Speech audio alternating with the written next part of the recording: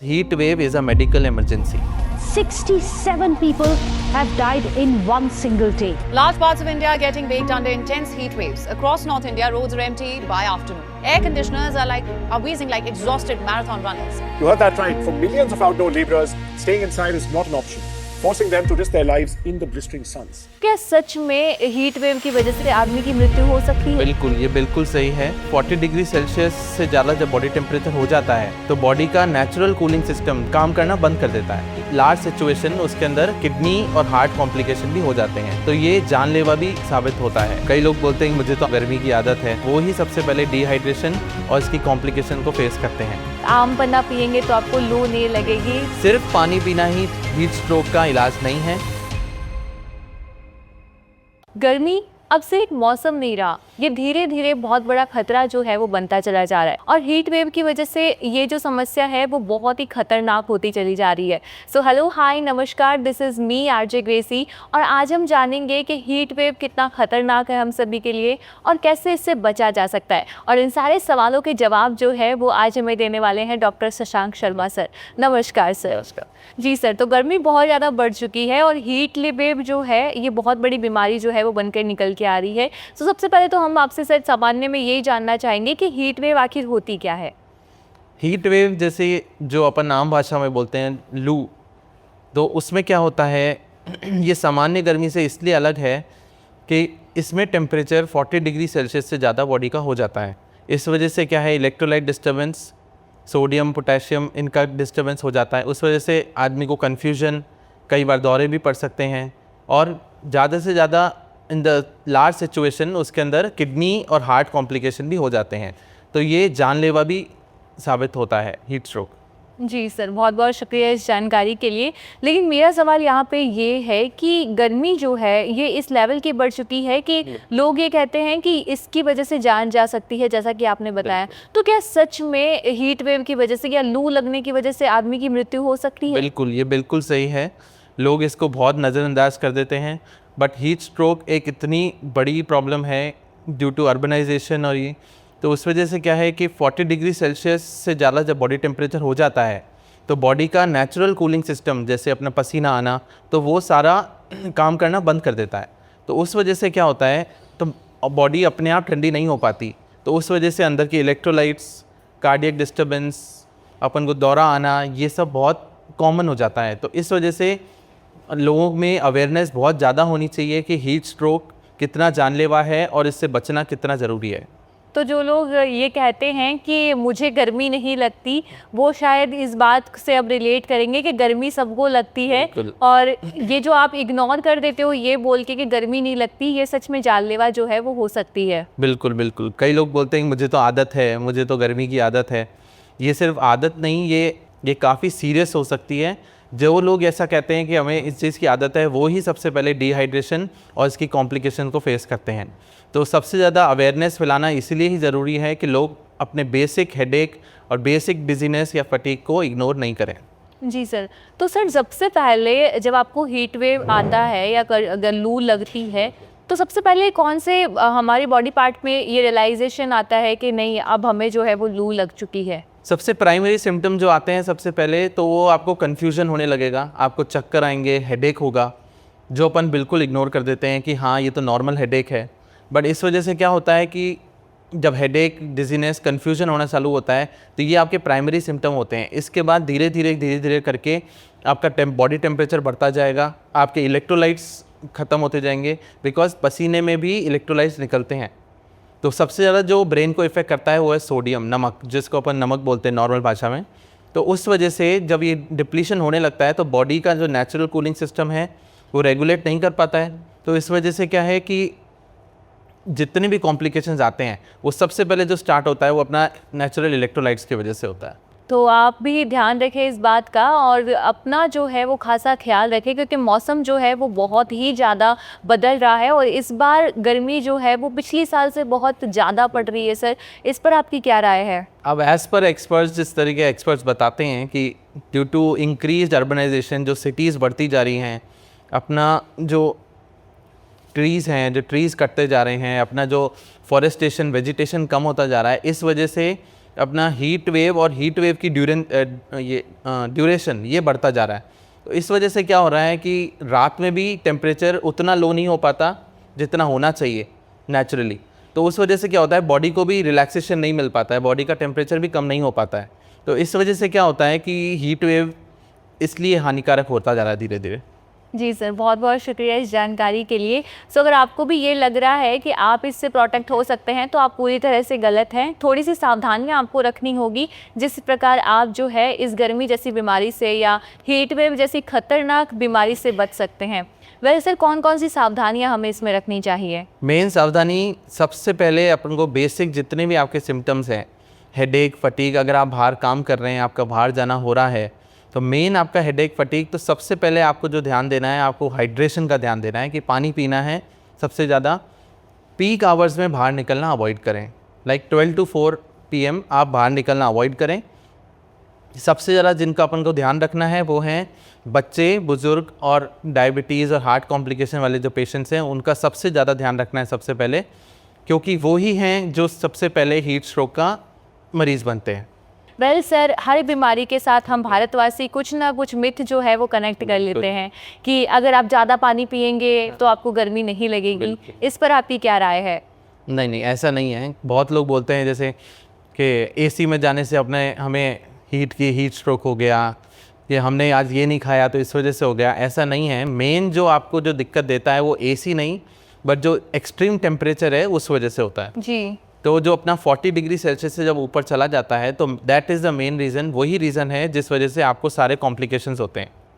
तो ये कि जो नॉर्मल जो अपन बोलते हैं कि छाछ पियो, प्याज खाओ, वो कूलिंग इफेक्ट देते हैं, बट अपन को इलेक्ट्रोलाइट इम्बैलेंस का भी ध्यान रखना है। अपन को नॉर्मल जो सिम्टम्स हैं, अपने हेडेक है, जो अपना ब्लरिंग ऑफ विजन है, मतलब आंखों से धुंधला दिखना, चक्कर आना, तो इसका भी बहुत ध्यान रखना है। वैसे कुछ लोग ऐसा भी कहते हैं कि आप आम पन्ना पीजिए और आम पन्ना पिएंगे तो आपको लू नहीं लगेगी, तो इस पर आपकी क्या राय है? बिल्कुल, ये बिल्कुल सही बात है। सिर्फ पानी पीना ही हीट स्ट्रोक का इलाज नहीं है, क्योंकि हीट स्ट्रोक जो होता है उसमें इलेक्ट्रोलाइट्स जाते हैं। तो आम पन्ना जैसे अपन नॉर्मल भाषा में बोलते हैं कि आम पन्ना पीने से लू से बचते हैं, तो ये बिल्कुल सही है कि आम पन्ना क्या है, हाइड्रेशन भी देता है, इलेक्ट्रोलाइट्स भी देता है। ओके। तो इलेक्ट्रोलाइट्स जो है अपना जब तक नहीं बढ़ाएंगे बॉडी के अंदर, तब तक आपके सिम्टम्स रहेंगे। तो अपन को मेन ध्यान यही रखना है कि छाछ पीना है, वो आपको हाइड्रेशन देता है। आम पन्ना से आपको इलेक्ट्रोलाइट्स मिलते हैं। प्याज थोड़ा कूलिंग इफेक्ट दे सकता है बॉडी को, बट वो भी सही है एक तरीके से कि प्याज भी खाना ही चाहिए। तो मेन चीज़ अपना यही है कि हाइड्रेशन रखना है, टेम्परेचर से बचाव रखना है, और पीक आवर्स में निकलना बिल्कुल कम करना चाहिए। जी, बहुत बहुत शुक्रिया सर इस जानकारी के लिए। और इन छोटी छोटी चीज़ों को अगर आप ध्यान से फोकस करें और इन चीज़ों को फॉलो करें तो शायद हीट वेव से आप जो हैं वो बच सकते हैं। वैसे कैसी डाइट को हमें फॉलो करना चाहिए इस गर्मी के अंदर? डाइट इसमें जैसे सुबह सुबह आप निकल रहे हैं तो ऐसा नहीं कि मोस्टली लोग क्या है ब्रेकफास्ट मिस करते हैं। जी। तो ऐसे इतने हीट वेव में आप कुछ हल्का खाकर जाएं, और सुबह सुबह जितना पानी पी सकते हैं पानी पिएं, इलेक्ट्रोलाइट्स अपने साथ रखें, और जितना टाइम हो सके लोग यहाँ पे जैसे मैंने पेशेंट से बात करते हैं, जैसे बात लोगों से सुना है कि जब प्यास लगती है जब भी पानी पीते हैं, तो ऐसा ना करें। अपन पसीने के थ्रू अपना बहुत ज़्यादा इलेक्ट्रोलाइट्स जा रहे हैं, पसीने कंटिन्यू आते हैं, तो उनको रिप्लेनिश करने के लिए अपन को पानी भी पीना है, छाछ का कंटिन्यू सेवन करना है, और सबसे ज़्यादा अपन को सारे सिम्टम्स का ध्यान रखते हुए अपन को हाइड्रेशन मेंटेन करना है। लोग ऐसा कहते हैं कि अगर आप एसी में बैठते हैं और फिर आप बाहर जाते हैं तो आपको लू लगेगी ही लगेगी, तो इसका क्या कारण है? ये बिल्कुल सही बात है, क्योंकि एक्सट्रीम टेम्परेचर्स जो भी होते हैं, आप एसी में बैठते हैं, आप 17 डिग्रीज 18 डिग्रीज करके बैठते हैं, जी। फिर आप सडन शिफ्ट करते हैं 40 डिग्री सेल्सियस, 45, अभी 45 चल रहा है, तो 45 डिग्री सेल्सियस में, तो ऑब्वियसली ये एक्सट्रीम टेम्परेचर चेंज बॉडी का जो कूलिंग मैकेनिज्म है, कूलिंग सिस्टम जो है, वो उसमें प्रॉब्लम देता है। तो मेन अपना AC is not the problem, but extreme heat wave, extreme heat, that is the main problem जो आपको प्रॉब्लम देता है। तो आपकी लाइफ में हीट वेव को लेकर ऐसा कोई एक्सपीरियंस है जिसके बाद में इसने आपको अंदर से हिला दिया हो? एक केस था, तो अराउंड 28 ईयर ओल्ड एक कॉलेज की बच्ची थी। जी। तो वो आई थी मेरे पास, वो बेहोश थी।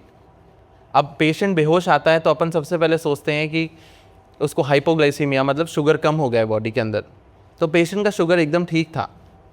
उसके बाद जब हमने आगे इन्वेस्टिगेशन किया तो पेशेंट बिल्कुल भी रिस्पॉन्ड नहीं कर रहा था बोलने पर। ओके। जो सबसे पहले अपन क्या सोचते हैं, एक बार शुगर अगर कम नहीं है तो सबसे पहले सोचते हैं कि there is something in the brain.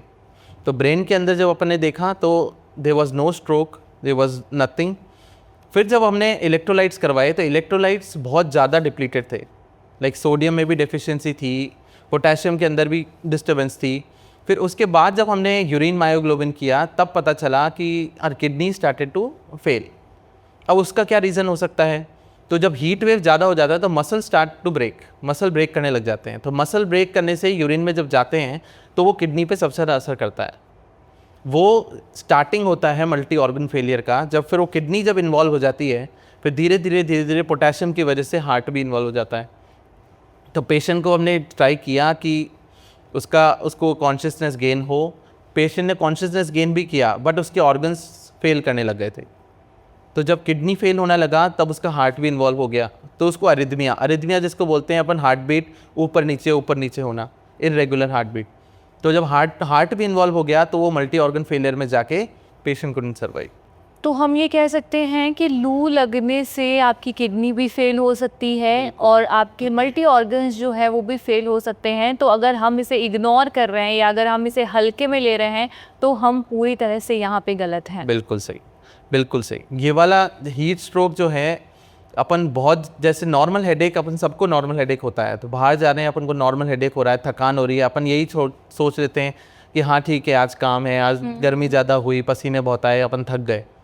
इसी टाइम पे अगर आपने इंटरवीन नहीं किया, आपने हाइड्रेशन नहीं किया तो it can lead to worsening of the situation. तो उसके आगे फिर ज़्यादा कॉम्प्लिकेशंस बढ़ जाते हैं। तो ये चीज़ अपन को ज़्यादा ध्यान रखना है कि बेसिक सिम्टम्स की prevention is the better than cure. तो वो जो चीज़ है तो वो बहुत अच्छी लाइन है वो वाली। तो अगर आपको लग रहा है कि आप हीट वेव जैसी खतरनाक डिजीज़ से बच सकते हैं तो आप पूरी तरह से गलत है। सिर्फ पानी पीने से आप इससे नहीं बच सकते और आपको अपनी पूरी डाइट का जो है वो ध्यान रखना होगा। ये बीमारी जो है या यूँ कहूँ कि गर्मी के अंदर लू लगना एक आम सी बात हो गई है। वैसे अगर कोई व्यक्ति सड़क पर आपको बेहोश मिले तो हमें सबसे पहले क्या करना चाहिए? अगर आपको सड़क पे कोई पेशेंट या कोई भी व्यक्ति ऐसा बेहोश मिलता है, सबसे पहले आपको करना है उसको धूप से निकाल के आपको छाँव में लेकर जाना है, कहीं ठंडी जगह पे लेकर जाना है। पेशेंट अगर अनकॉन्शियस है, पेशेंट को समझ में नहीं आ रहा है कि आप क्या बोल रहे हैं, तो सबसे पहले आपको करना है कि उसके जो टाइट क्लोथ्स हैं, शर्ट वगैरह, उसको खोल के आप उस पर ठंडा पानी डालें, ठंडे कपड़े से उसकी बॉडी को वॉश करें, ताकि बॉडी का टेम्परेचर सबसे पहले अपन को कम करना है। हीट वेव में हाइपरथर्मिया हो जाता है। हाइपरथर्मिया 40 डिग्री सेल्सियस से जब हीट वेव की वजह से बॉडी का टेम्परेचर बढ़ जाता है तो उसमें सारी कॉम्प्लिकेशन आता है। सबसे पहले अपन को जो करना है वो है कि बॉडी का टेम्परेचर कम लाना है। उसके बाद अगर पेशेंट को होश आता है तो we have to do emergency medical care, because heat wave is a medical emergency. तो सर जैसा कि आपने बताया कि आपको चक्कर आना या सर दर्द जैसा फील हो तो आप जो है वो जल्दी से जल्दी डॉक्टर की सलाह लें, लेकिन हीट स्ट्रोक आना या फिर सामान्य चक्कर आना, इन दोनों में हम फ़र्क को कैसे रिकॉग्नाइज करें? सामान्य चक्कर और सिर दर्द होना और हीट स्ट्रोक में ऐसा डिफरेंस है। सामान्य चक्कर पेशेंट गिर जाता है या शुगर लो हो जाता है तो पेशेंट को होश रहता है, पेशेंट से आप बात कर सकते हैं, पेशेंट स्पॉन्टेनियसली रिकवर हो जाता है। बट हीट स्ट्रोक के अंदर जब आप पेशेंट से बात करेंगे पेशेंट रिस्पॉन्ड नहीं करेगा, क्योंकि पेशेंट कंफ्यूज रहता है उस टाइम। पेशेंट कई बार बेहोश भी हो सकता है, उसमें कूलिंग मैकेनिज्म कम हो जाता है और अपना इलेक्ट्रोलाइट इम्बैलेंस की वजह से पेशेंट को सीजर भी आ सकते हैं। सीजर जो अपन नॉर्मल भाषा में जो कहते हैं अपन दौरे आना, तो वो भी हो जाता है। मेंटल कन्फ्यूजन रहता है। इस वजह से पेशेंट स्पॉन्टेनियसली रिकवर नहीं होता जब तक अपन उसको इलेक्ट्रोलाइट रिप्लेनिशमेंट नहीं कर देते और उसको इमरजेंसी मेडिकल केयर नहीं दे देते। तो इस वजह से नॉर्मल चक्कर आना और हीट स्ट्रोक इसलिए अलग है। कुछ लोग ऐसा कहते हैं कि cold drink P low, ice cream खा लो, ठंडक मिलेगी तो आप जो है वो लू से बच सकते हो, तो इसमें कितनी सच्चाई है? नहीं, ये सच्चाई नहीं है कि हीट स्ट्रोक में आप अगर कोल्ड ड्रिंक पी रहे हैं बाहर जाकर, तो कोल्ड ड्रिंक के अंदर जैसे अपन कोका कोला या कोई भी अपन कोल्ड ड्रिंक लेके चलें तो उसमें कैफ़ीन होता है। कैफ़ीन ज़्यादा डिहाइड्रेटिंग होता है, तो आपको टाइम बीइंग के लिए जब आप पी रहे हैं तो आपको ठंडक महसूस होगा, बट वो फॉर अ लॉन्ग टाइम वो आपके लिए इतना खतरनाक है कि वो आपको और डिहाइड्रेशन में डाल देगा। क्योंकि वो शुगरी ड्रिंक्स होते हैं, तो ज़्यादा शुगर और ज़्यादा कैफ़ीन की वजह से और ज़्यादा डिहाइड्रेशन होता है, तो उससे कंडीशन वर्सन हो सकती है। तो ये वाला मिथ बिल्कुल सही है कि ये कोल्ड ड्रिंक और आइसक्रीम ये आपको ठंडक पहुंचाएंगे, but they are worse for heat stroke. Well sir, बहुत अच्छा लगा हमें आपसे बात करके और काफ़ी जानकारी जो है वो आज हमें इस पॉडकास्ट के माध्यम से प्राप्त हुई है।